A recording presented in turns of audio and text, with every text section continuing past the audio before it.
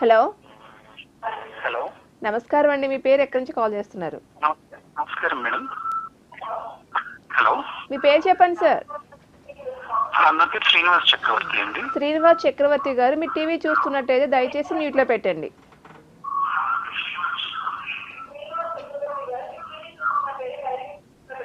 Okay చెప్పండి madam. పేరు details కావాలి. ఎవరి గురించి తెలుసుకోవాలండి?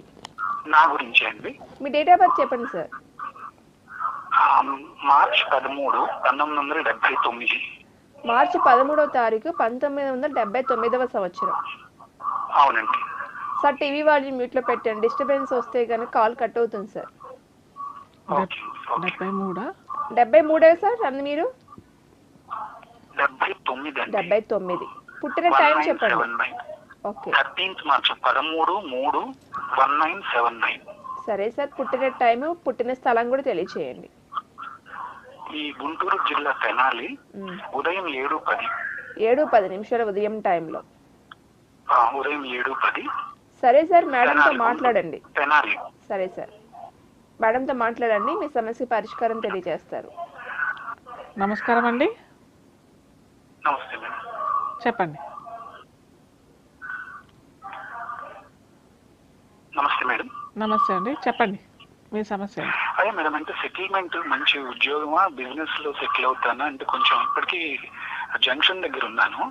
ఏది బెస్ట్ అవుతుంది ఫైనల్, అంటే ఏది బాగుంటుంది అనేసి. అన్ని క్వాలిఫికేషన్ ఎక్స్పీరియన్స్ ఉంది, బట్ ముందుకు వెళ్ళలేకపోతున్నాం. కొంచెం ఏదో ఒక అబ్స్టికల్స్ వస్తుంది. ప్రస్తుతం ఏం చేస్తారండి మీరు? నేను బ్యాంకింగ్, మార్కెటింగ్ ఇట్లాంటి ఫైనాన్స్ ప్రోడక్ట్. అయితే మీది మీన లగ్నం అండి. మీన లగ్నం, సింహరాశి. రాహు దశ నడుస్తుందండి మీకు. రాహులు కేతు అంతర్దశ నడుస్తుంది. మీన లగ్నం వాళ్ళకి రాహు దశ అంతా సత్ఫలితాలు ఇవ్వడండి యాక్చువల్గా. అలాగే మీకు లగ్నంలో బుధుడు ఉన్నాడు, కానీ లగ్నంలో బుధుడు ఏంటంటే నీచ బుధుడు అయ్యాడు.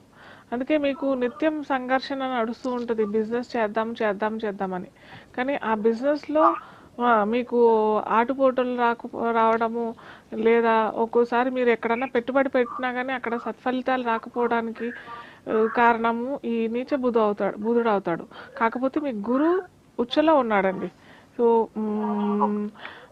ఇప్పుడు అలాగే రాహు దశ అంతర్దశ, కేతు అంతర్దశ నడుస్తుంది. కాబట్టి నేనైతే సజెస్ట్ చేసేది మీకు ఉద్యోగం చేసుకుంటేనే మంచిదండి.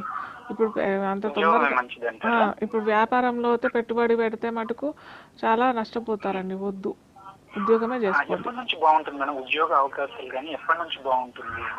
ఈ ఉద్యోగం అయితే ఇప్పుడు చేసేది అలాగే చేసుకుంటూ ఉండండి. రేపు అక్టోబర్ నుంచి బాగుంటుందండి ఉద్యోగంలో అయితే. ఈ ఇయర్ అక్టోబర్ నుంచి అండి.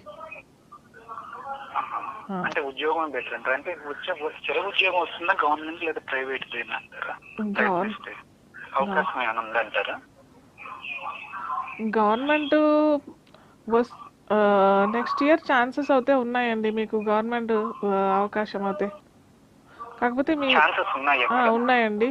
అయితే మీరు చూసుకోండి, ఏజ్ సరి అయింది అయితే మటుకు మీరు ఎప్పుడూ ప్రయత్నం చేయాల్సింది యాక్చువల్గా అయితే.